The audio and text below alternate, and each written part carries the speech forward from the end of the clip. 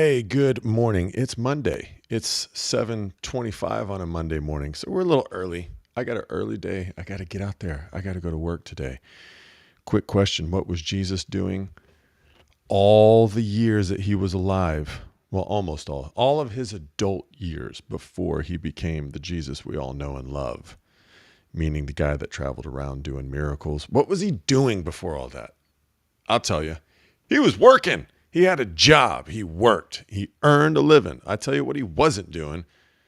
He wasn't begging and pleading and cutting deals and working politically with the Romans to pay the way for the Jewish people. I mean, can you imagine that? On a side note, real quick, because we're early, so I got time for this. Well, not really, because I got to go to work. But can you imagine if Jesus was a social justice warrior? SJW Jesus. He would have been over there asking for reparations. He would have been demanding reparations from Egypt for his people. He would have been demanding more support for the Jewish people living under the tyranny and the rule and the reign of the white Roman European trash, white overlords. Anyways, just this little thought. If you brought Jesus, if you brought today's context of what a lot of people think Jesus was like, and you dumped it back in those times, he wouldn't have been doing anything. He wouldn't have been curing or healing. That's it. He wouldn't have been healing a damn person. He'd have been out there fighting and screaming.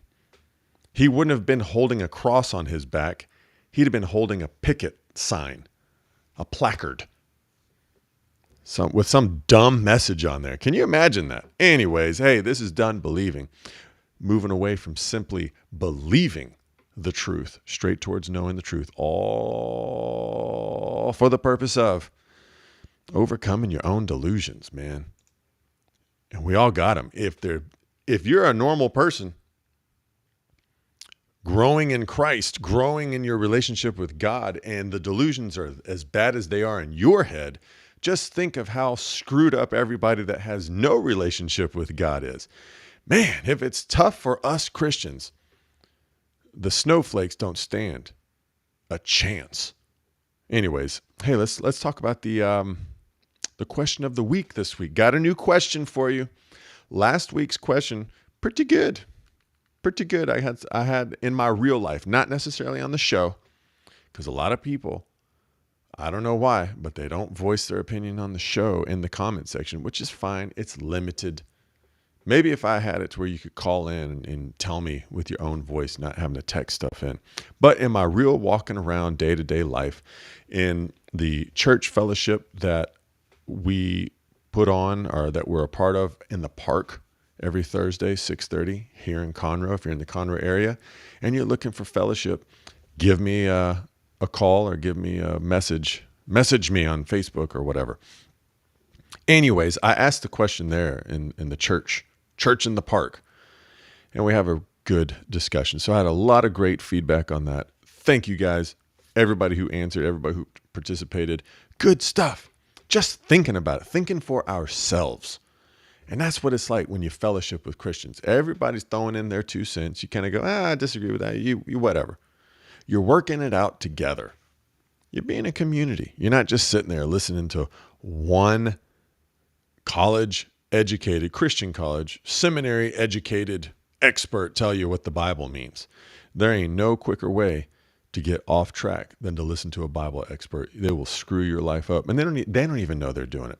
The blind leading the blind. Anyways, the question of the week this week. Here it is. Ready for it?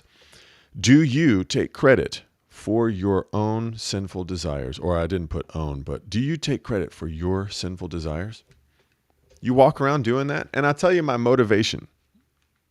Get an itchy ear. Somebody's talking about me.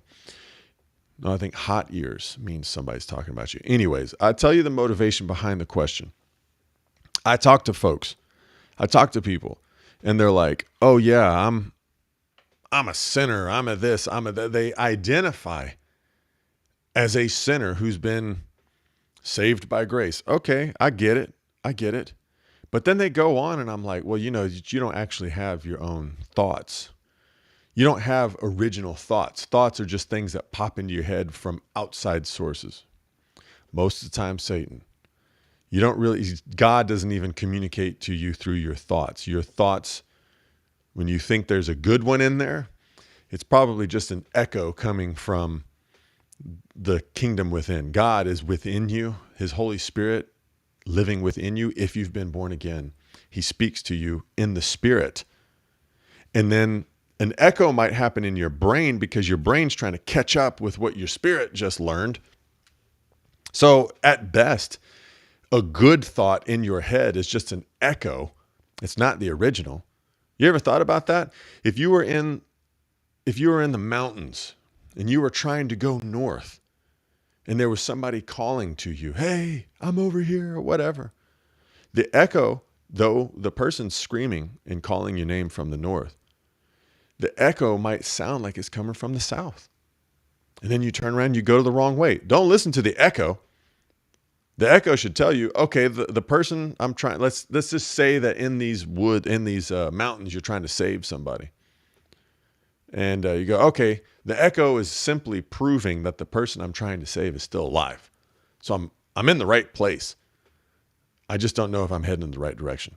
So anyways, at best, your good thoughts are merely echoes of what's happening in your soul, where God is really talking to you. So stay out of your thoughts. Nothing good there, but there's the question.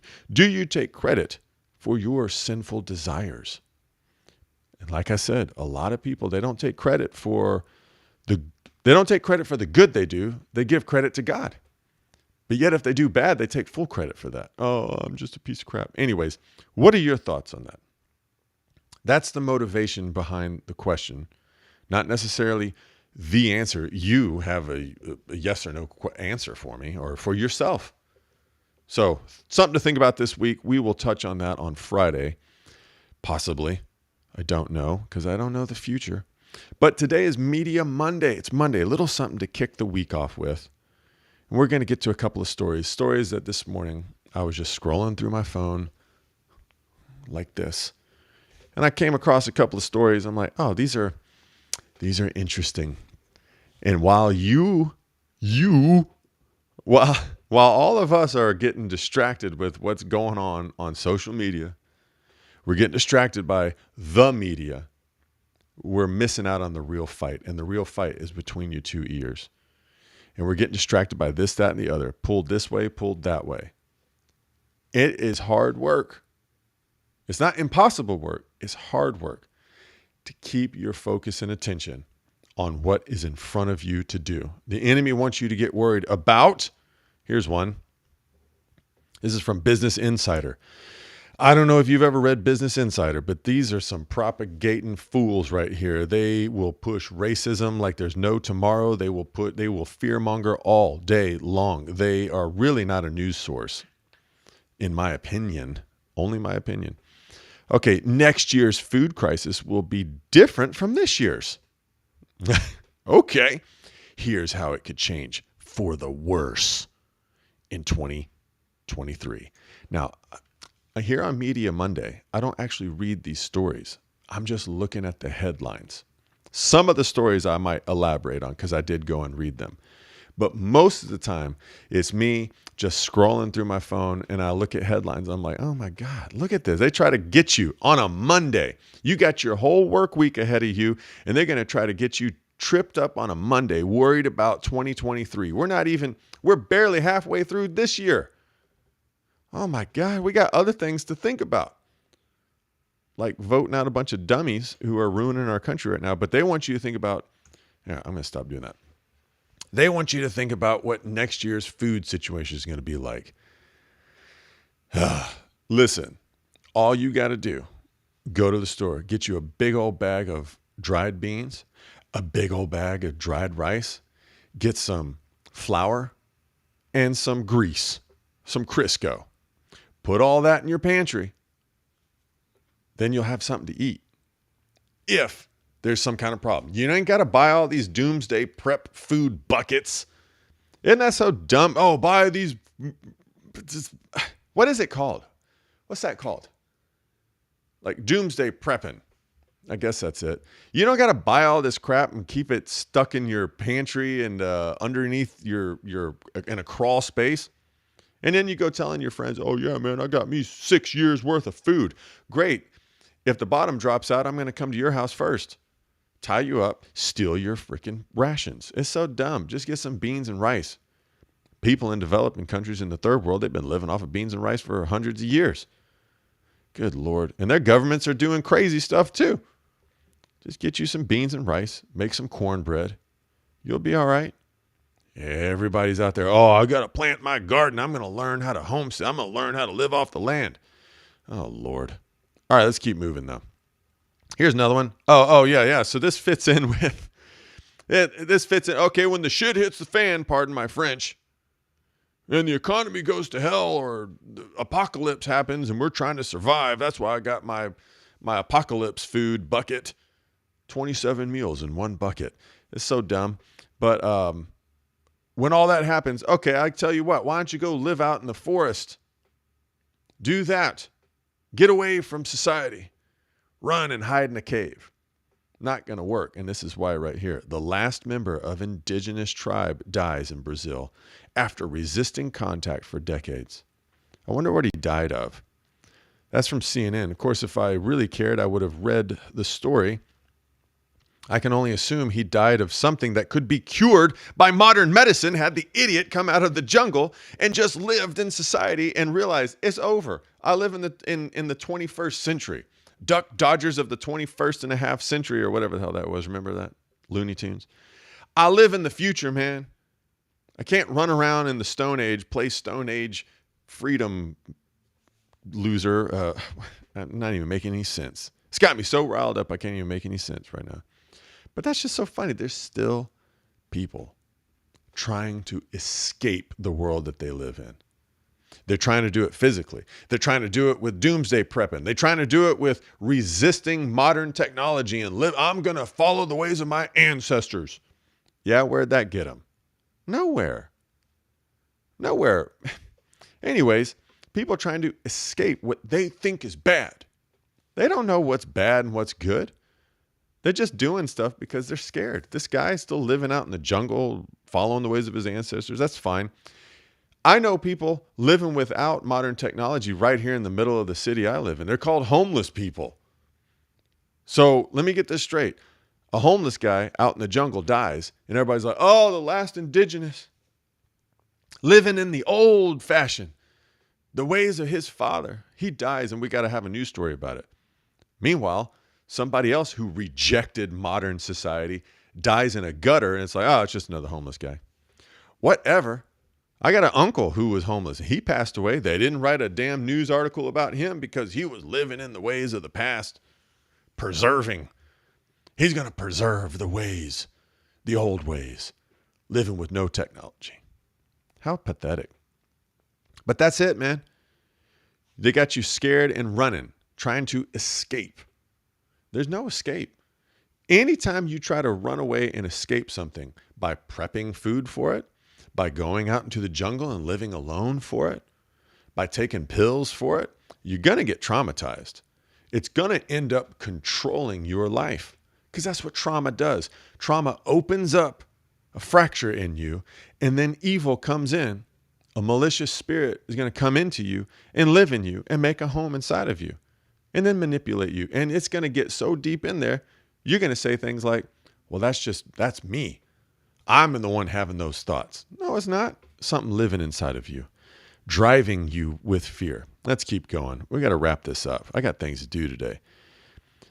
Here we go. Oh, wait. No, I was going to do that one at the end because it's a little bit of good news. Here's another one. Here's the headline. I barely made it to 6 feet. I don't know what 6 feet means, but anyways, a Gen Z worker jokes about retirement from corporate life after 9 months on the job, sparking a debate. Gen Z. So pathetic. And I tell my kids this all the time. Look around, guys. See all these lazy idiots that want to take free government money? That would rather sit around and take a paycheck from the government and be on the dole, as they say, who want to bitch and moan and gripe and complain. Oh, It's just a white man holding me down. Oh, Lord, I just can't go to work today. I got anxiety.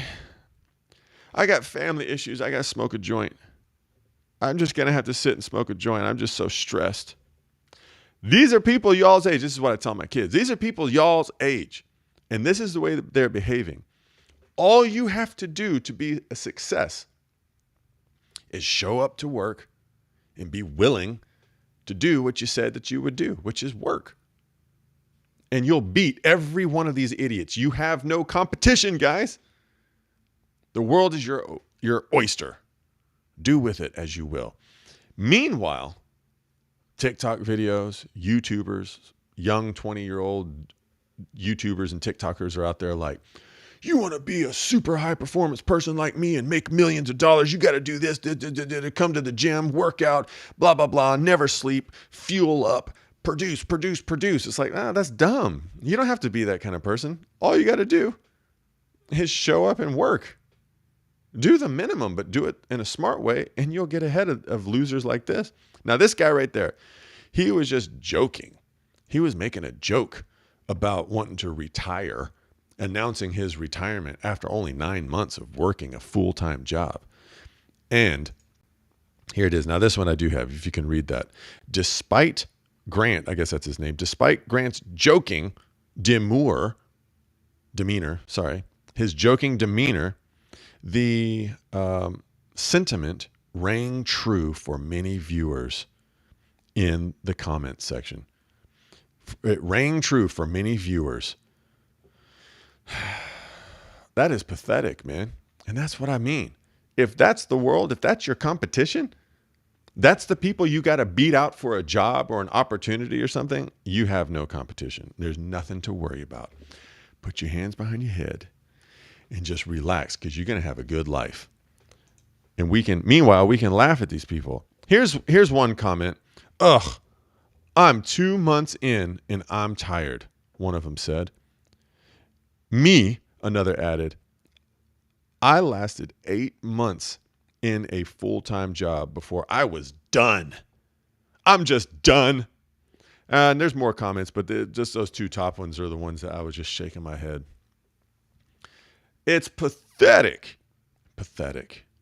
Listen, man, if you can't endure a job, if you can't endure something like, I don't know, possible food shortages, as if you can't endure modern technology, so you got to go live out in the jungle, then there's no hope for you. You'll never endure what it takes to overcome your spiritual demons and be born again. You're not going to make it.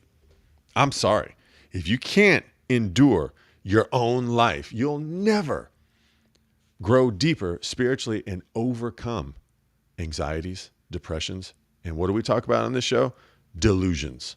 No hope for you. And finally, to end Media Monday, a little bit of good news, a story that I thought was cool, or at least a headline, because again, I don't really read the stories of every one of these, because who has time to read crap? Because most of it's crap. It's just something to keep you distracted. Because the last thing the enemy wants you to do is go fix yourself. Because if more people in our country went and got the plank out of their own eye, guess what would happen on a grand scheme? We wouldn't have all the problems morally. We wouldn't have moral decay. We wouldn't have violence. We wouldn't have these things, because the vast majority of people would say, well, no, violence and moral decay are abnormal. We want to stay away from those, or punish them, or get rid of them, or get them out of our society. No. Instead, we got a society where everybody's so screwed up, they're accepting immoral behavior and violence as it's totally legit. Don't like the government? Don't like your local government? Just burn everything down. Don't like the fact that some people don't want to have abortions? Go burn down a counseling center like they did in Wisconsin. I don't like the fact that this counseling center is helping women have their babies. We should just go firebomb it. That's what they did. But again, while those people were out firebombing and doing dumb stuff, I was busy working and getting ahead, living a good life, buying beans and rice so that I don't have to worry about some stupid cataclysmic food shortage. So dumb. All right, last story. A man in New York, this is from the New York Post. New York Post. Man gleefully chomps kebab in front of animal rights protester in New York. So these dummies are out there protesting animal rights. Oh, you can kill your baby in the womb. You can take your kid to a gay pride parade and march them around and look at a float full of a bunch of weirdos tripping on ecstasy, rubbing on each other and dancing. But don't you dare steal the rights and freedoms of an animal. So they're out there protesting. And this guy comes up and he just eats a kebab right in front of him, some meat. I love it. We just need more of that. We need more toxic masculinity. Because I normally don't agree with the term toxic masculinity, but the state of the environment, if masculinity is toxic unto it, then that's probably a good thing. Just like what's one? If you get a cut and you get bacteria in that cut and you put rubbing alcohol in the cut, the rubbing alcohol is toxic to the life of the bacteria. So yeah, I'm claiming toxic masculinity. I love it. We need more of it. Families need toxic masculinity. Whatever bacteria of beta bacteria gets into a small family, it needs to be killed with the soothing salve of toxic masculinity. There you go. That was Media Monday, guys. So just a few stories to get you cranked up and pissed off or whatever. No, not really pissed off. Just rolling your eyes. You got to roll your eyes and realize, oh my gosh, I'm better than these people. Not better than them, but it's like, man, these people are delusional and they want me to be delusional with them. But I'm too busy overcoming these things. I got too much work to do on old Preston to get caught up on all this. And so do you. You got greater things to be working on than worried about all this crap. That's why I do the Media Monday. Well, I mean, this is the second time, but at any rate. Hey, man, I hope you have a great one. This has been Done Believing. Thanks for joining me. I'm probably going to do, I'll see you tomorrow. How about that? All right, what am I trying to do here? Oh, yeah, some outro music. Y'all have a great one.